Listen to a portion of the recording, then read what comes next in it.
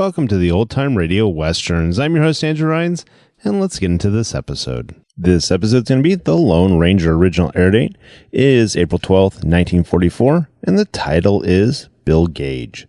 Let's get into it, and I hope you enjoy.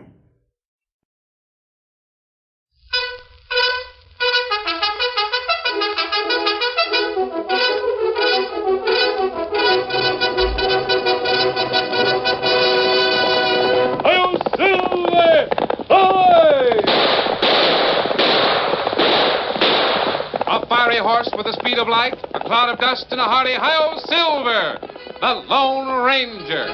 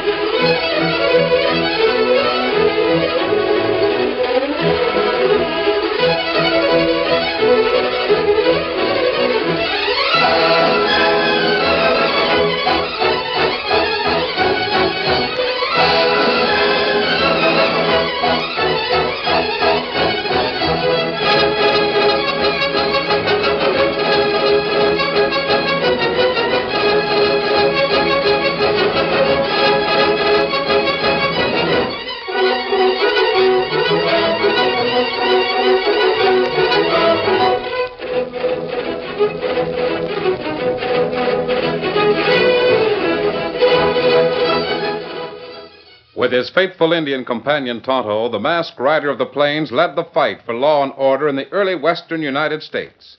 The stories of his strength and courage, his daring and resourcefulness have come down to us through the generations. And nowhere in the pages of history can one find a greater champion of justice. Return with us now to those thrilling days of yesteryear. From out of the past and the thundering hoofbeats of the great horse Silver, the Lone Ranger rides again.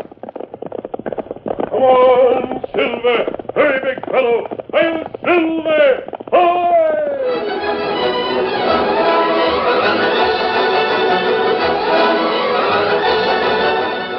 When John Masterson was killed, one of the greatest cattle ranchers in the Southwest showed signs of dying, too.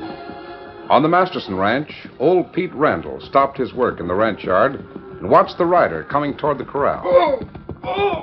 Well, hi, Nels. You're home early. I thought you was riding herd over on the flats. Pete! What in the name... Oh, there. Oh, there. Nels, what's the matter with you? Pete, what's wrong? What happened? Get some water to boiling, girl, and get some bandages together. Nels has been shot.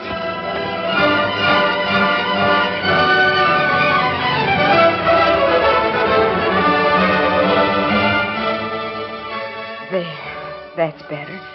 Now, you just be still and rest, Nels. You'll feel better in no time. Yes, thanks a heap, Miss Nora. Pete, you'd better saddle up and ride into Red Sleep. Tell the sheriff what's happened, and you might have the doctor come out. Doctor? There's only one doctor to send for in a situation like this. Who?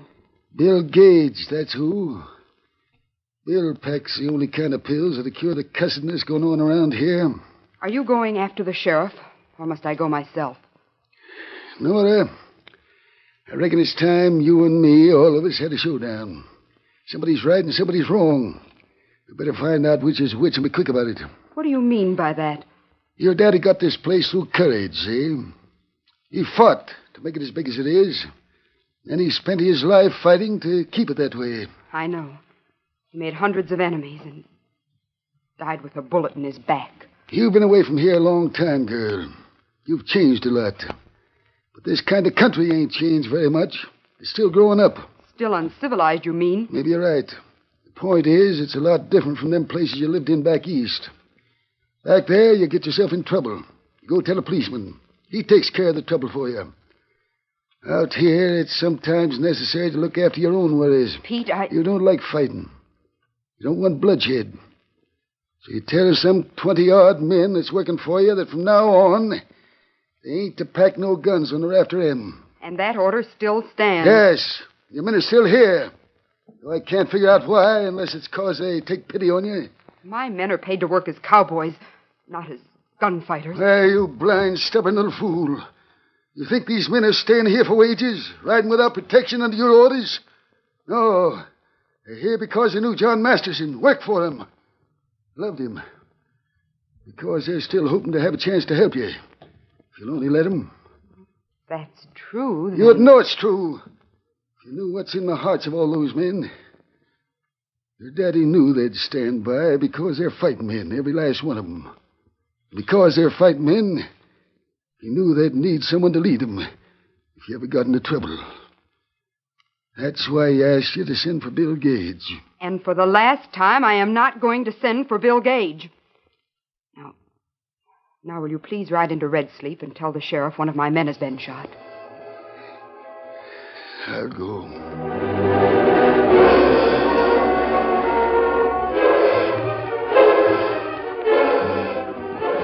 It was late afternoon when Pete Randall returned from Red Sleep. As he neared the main buildings of the Rafter M, he noticed the girl, Nora Masterson, riding in from the West Range with a string. Ho there, ho there. Ho, boy, ho. We're up there. Hello, Pete. Mr. Drain, this is our foreman, Pete Randall. Pete, this is Mr. Stephen Drain, a buyer of beef for the government. Hi, you're scouting around early, huh? Getting ready for fall beef, eh, Mr. Drain? Well, no, Pete. Matter of fact, I'm buying beef now for immediate delivery. Oh.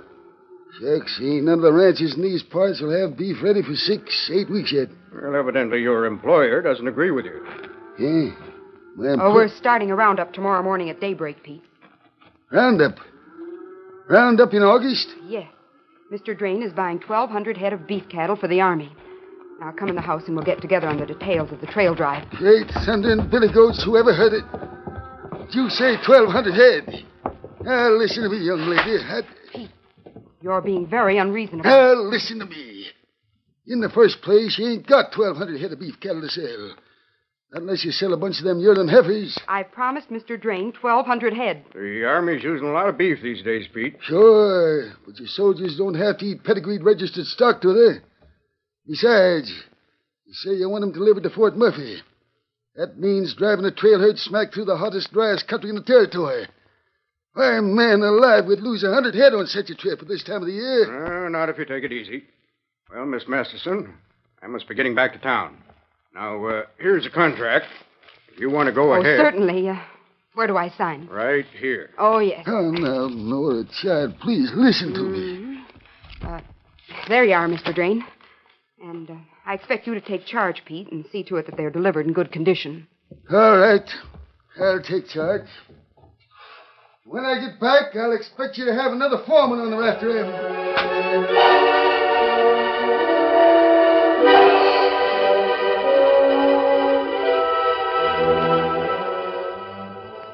A week later,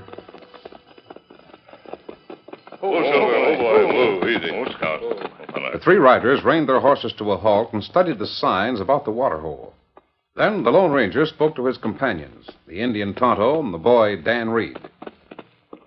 It isn't very difficult to tell what happened here. Waterhole have to be dug out again. Look like... Wait, Tonto. Dan, let's see you read the sign here. What do you think happened? Looks to me like a big bunch of cattle passed through here. Probably wasn't enough water for them.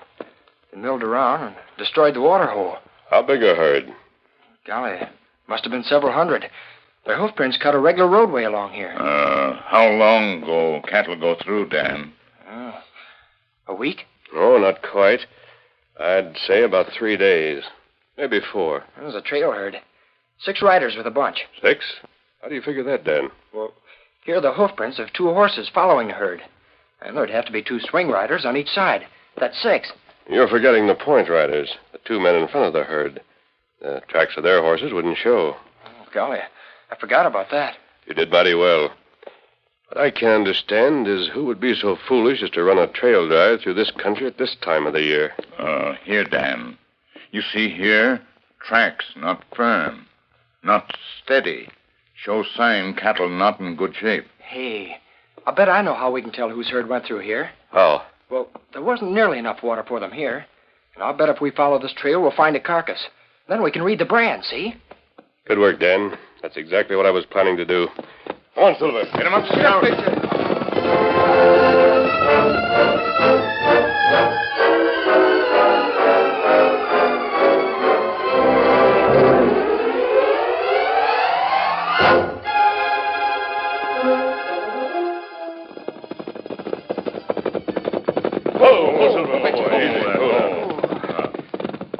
Golly, did I say we'd find a carcass? Look, there's dozens of dead cattle ahead. Whoever brought that trail herd through here evidently didn't know much about this country. Hello, can you read that brand? Dead steer from Raptor M Rancho. Why, that's the John Masterson Ranch.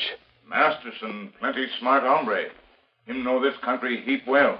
Take a look at some of the others. Let's see if these animals are all from the Raptor M. Come on, Silver. Come on, Victor. Up ahead, sir. There's the pass leading out of the canyon, and more dead cattle. That's known as Skeleton Pass. From now on, the name will fit the place. Kimasabi, you come quick. Come on, Silver. Get up, Victor. Oh, boy, oh. Easy now, easy. Oh. What is it, Tonto? You look. Animal here not die from thirst.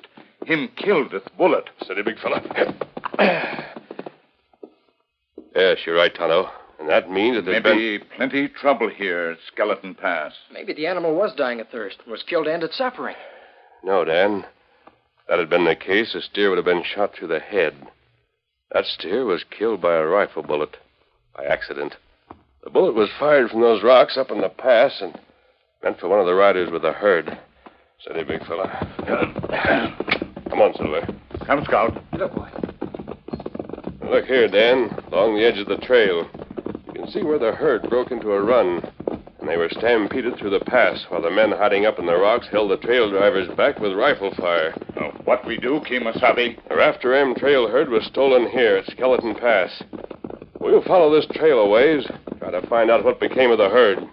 Then we'll head for the Raptor M Rancho.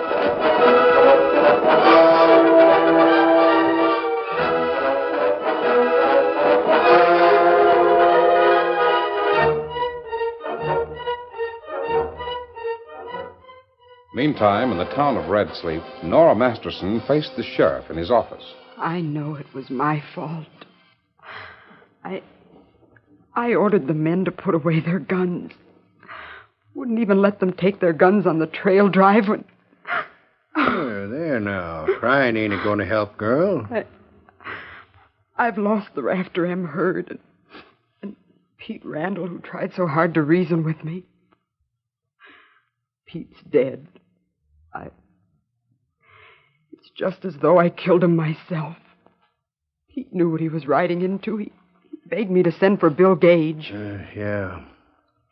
You changed your mind about that? Yes, I sent a message this morning. Told Gage what had happened, and I asked him to please come to the Raptor M. I'm glad you done that.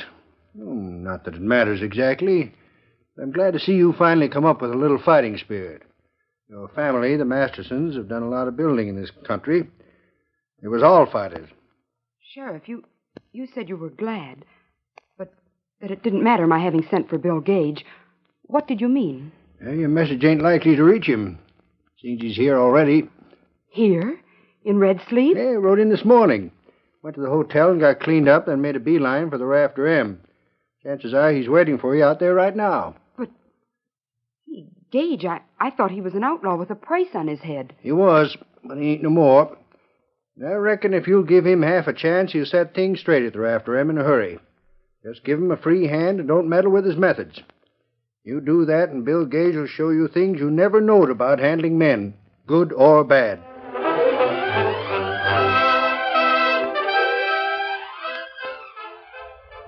The curtain falls on the first act of our Lone Ranger story. Before the next exciting scenes, please permit us to pause for just a few moments.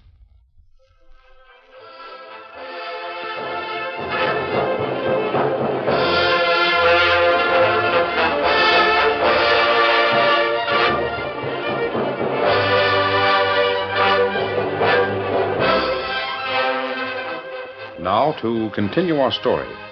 When Nora Masterson returned to the Rafter M, she could sense immediately the change which had taken place. Ho, boy, ho. Dismounting swiftly, the girl made her way into the ranch house. Oh, hello. You're the lady who doesn't approve of fighting. Come in. Well, thank you, Mr. Gage. Thank you for inviting me into my own house. Fellow at the telegraph office said he just finished sending me a message down in New Mexico territory. Message from you. Yes. How did you happen to be here? Heard about your dad being killed. Figured maybe there was something I could do about it. Oh. You ready for me to take over? Pete Randall is dead. He was taking a trail herd. Yeah, I know all about that. I'm looking for a foreman to take Pete's place. What you need is somebody to take John Masterson's place. Somebody that can put the fear of the devil in whoever's been coyoting around the Rafter M. Are you so good at putting the fear of the devil in such people? I don't wear these guns for show, lady. Well, if you want Pete Randall's job... I don't. I want your job, with all the trimmings. I want to be able to hire and fire as I please and take orders from no one. Especially you. Why, of all the colossal... Take it or leave it. You certainly are the most egotistical man I've ever met. You've brought grief to the whole spread. Because your head is so full of silly ideas you can't see to the end of your nose. You call me an egotist. Stop it. You've no right to talk to me like that. Well, that's true. But I figured you ought to know. It's what I think. It's what your men think. It's what everybody in the valley thinks. Now that you know, I'll be going. Good luck to you. Wait. I'm sorry. You can have the job, Mr. Gage. On my own terms? On your own terms. And let me wish you good luck. Thanks. I'll make my own luck as I go along.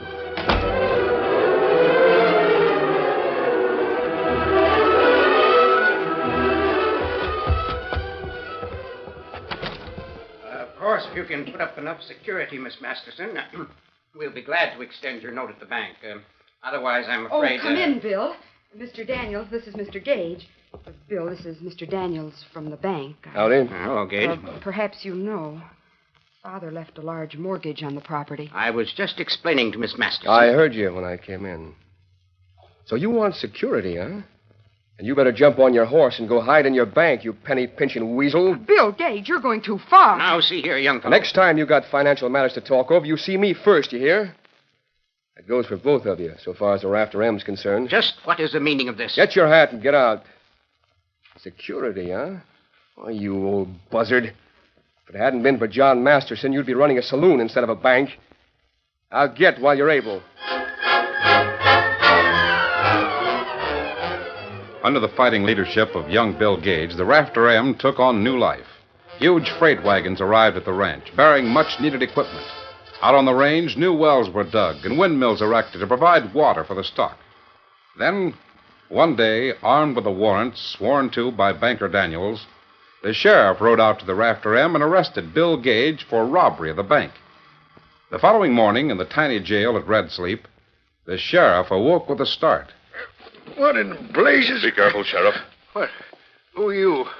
What are you wearing a mask for? I'll answer any questions you care to ask later. Right now, I want the keys to Bill Gage's cell. Oh. So you're his partner in the bank robbery, huh? Bill had nothing to do with breaking into the bank last night. Where are your keys? None of your business. And I'll make it my business. Oh. Sorry, Sheriff. Right now I'm in a hurry. Don't make a try for those guns, Sheriff. I unloaded them when I came in. Hey, what kind of a game are you playing, fella? I'm playing your game, Bill. It's one of Daniel's tricks. Turn me loose and then shoot me in the back for trying to escape. I hear your guns, and I'm riding with you. The sheriff can join us later. What's that? Get a posse as fast as you can. Gage and I will meet you at Skeleton Pass. Come on, Bill. Wait! What kind of crazy jailbreak is this? Bust a man out of jail and then make a date with the sheriff's posse. Get it, boy!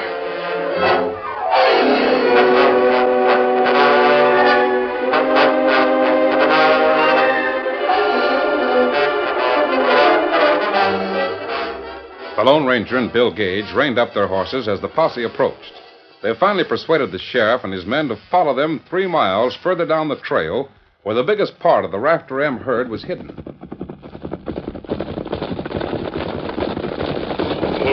Oh, boy, easy now. Over here, Sheriff. Come on, Bill. Let's see what this fella's talking about. Now, don't show yourself and be quiet. There. What's that look like down in the valley? Holy smoke. Why, that's them. That's the Rafter M trail herd sure shooting. They're all there, with the exception of about 100 head. There are 5 men with the cattle. But I don't understand. We followed that trail clear down to the border. Yes, you followed the trail. Here's what happened. The men who stole the trail herd drove them as far as the river. Then they cut out about 100 head, drove them across and onto the border. And the rest? They were driven into the river, but not across.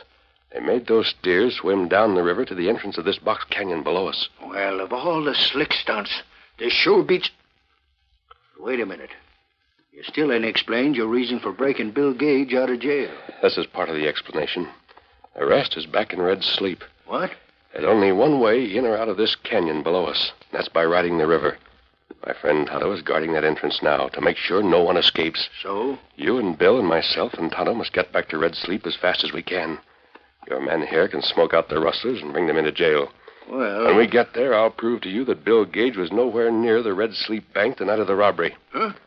You mean... I know who broke into the bank. You do? What's more, I know who killed John Masterson and who's responsible for the murder of Pete Randall. You seem to know a right smart lot for an outlaw. Sheriff, that beef herd you see down there is worth $40,000. Do you think I'd have brought you here if I were an outlaw? Gone, it sure don't make sense. It will, very shortly. All right. I'll play along with you. And if you can deliver the man who killed John Masterson, I don't give a hang about the rest. John was my friend. And mine. John Masterson had, well, a lot of friends. Including you? Including me. I'll give your posse instructions. We'll get started for Red Sleep. I'll explain a few things as we ride in.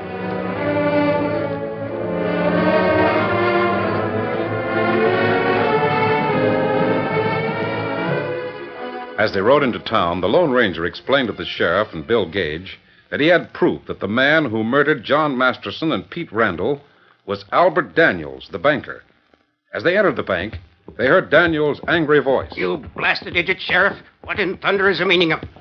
What's this all about? Who's that masked man? He's generally known as the Lone Ranger. Says you killed John Masterson and Pete Randall. Says he can prove it. He's crazy. There's your killer right there. Bill Gage. Sure, and he stole the Rafter M herd and broke into my bank. Gage was nowhere near your bank on the night of the robbery, as you call it. Maybe you're the one. I am. What? You? Dan, go and get my saddlebag. Yes, sir.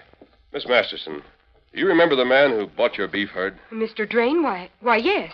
Describe him. Why, he was rather stout. He had white hair, and he wore city clothes.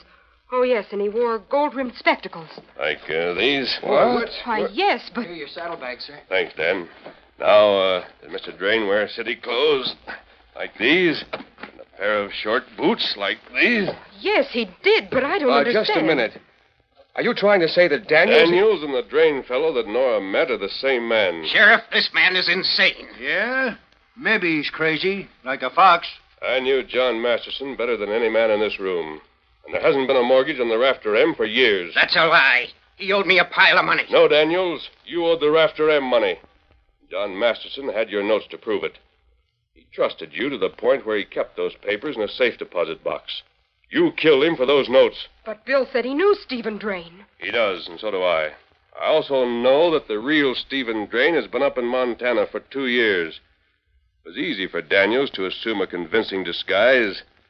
These clothes, which I found in Daniels' office, prove it. You mean you busted into the bank after them things? When I heard that John Masterson was dead and that the Rafter M was in bad shape financially, I remember John Masterson telling me once about his dealings with Daniels. Well, this is ridiculous. Here, Sheriff, are the notes signed by Albert Daniels, showing how much money he owed the Rafter M. Give me those. Oh, no, you don't. No, I found Daniels' clothing that he wore to impersonate Steve Drain while looking for those papers.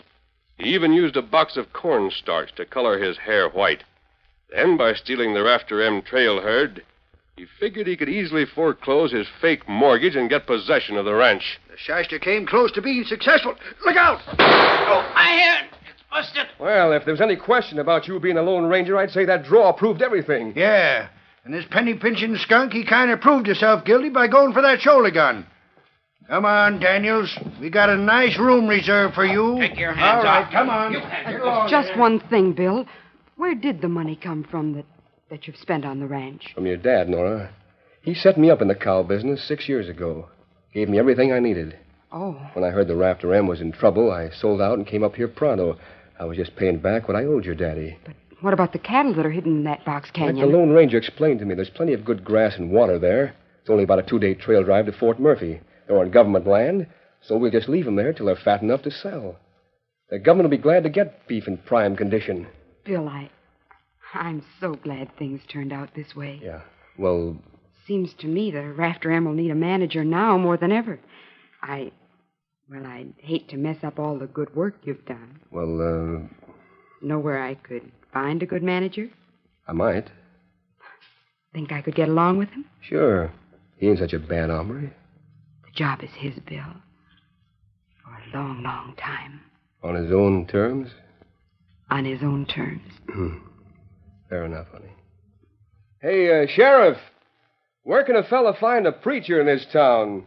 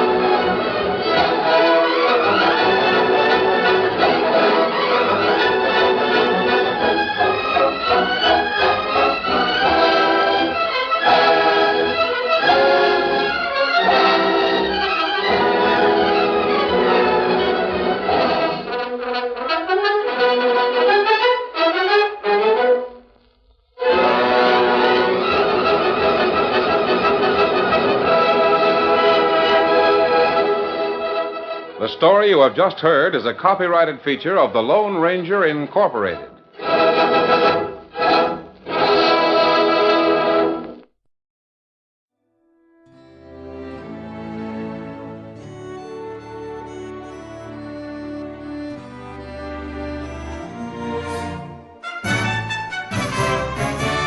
This has been a presentation of OTRWesterns.com, and we hope you enjoyed. Please take some time to like and rate our shows in your favorite podcast application. Follow us on Facebook by going to OTRWesterns.com/Facebook. Join in the conversation by going to OTRWesterns.com/Discord. And don't forget to send us an email, podcast@OTRWesterns.com. This episode is copyright under the attribution non-commercial share alike copyright. For more information, go to OTRWesterns.com/copyright. Have a great day, and again, thanks for listening.